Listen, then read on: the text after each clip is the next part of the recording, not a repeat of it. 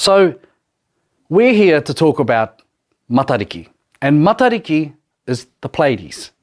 That's its most common name right throughout the world, is the Pleiades. And it is the world's earliest and best recorded group of stars in the night sky.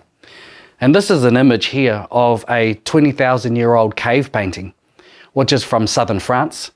And you can see in that cave painting there's a bull, and just above the shoulder of the bull there's a cluster of stars. Now that is the Pleiades.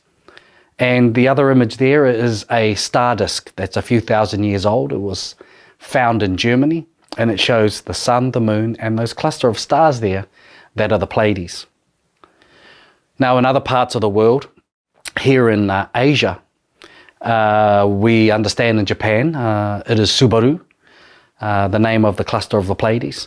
It's also in China, the earliest astronomical record, again a few thousand years old, refers to the blossom stars, and the Pleiades are the blossom stars. In Europe, there are a number of interpretations. The Vikings called it Freya's hens or Freya's chicks, and there we see an image of Freya with her children being drawn across the night sky in a chariot pulled by two cats. I'm not too sure what that's about, but that's the one European version. Also, its observation in the morning sky would coincide with the lighting of fires and dancing around a pole during the month of May, which is the origins of the Maypole festival. In the Middle East, it had a number of connections, again, to bovines or cows. Mul, it was called in other parts of the Middle East. The Egyptians knew it as Nit or Neith, which was associated with fertility and has a connection to cows. In the Americas, in South America in particular, it was the head of this massive cosmic snake. And if it appeared bright and spread far apart in the morning sky, it was a sign that you were going to have a very productive season. And it was hard to read and clustered close together in the winter. It was a sign that was going to be a very lean winter, very similar to how Māori view the star cluster.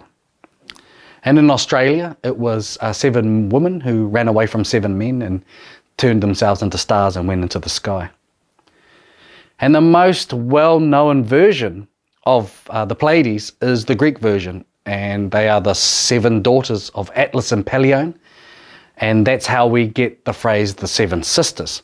Now these 7 sisters were beautiful, and Zeus, the ruling god within Greek mythology, wanted to take every one of these daughters as a wife, and they ran away from him, and they were turned into a flock of doves and placed in the sky. And one of the early translations of the Pleiades means a flock of doves, but there they are in the night sky. And 20,000 years ago, they were pictured above the shoulder of a bull in a cave in southern France, and today the cluster of Pleiades exists within the shoulder of the bull Taurus.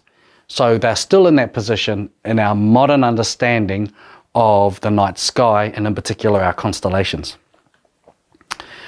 Now we have a look at this image. It shows how Matariki, or the name for Pleiades, is spread not only throughout Polynesia, but also throughout Melanesia and Micronesia, so right across the Pacific.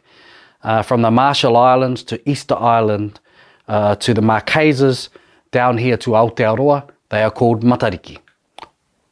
Or a version of Matariki in other islands, Matali'i, Matariki, Mataliki, Matari. There are a number of names associated with this cluster right across this expanse of ocean.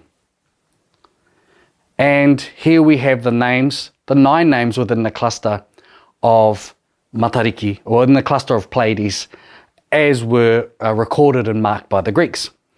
Now, we don't see Matariki in this fashion here in Aotearoa. We see it turned up the other way. And this is one of the important parts of Matariki, in a way that every year we seem to take photos of a northern hemisphere image of the star cluster and put it up in terms of our celebrations or to promote Matariki, and quite often it's upside down. So we won't see it like this. we'll actually see it this way around.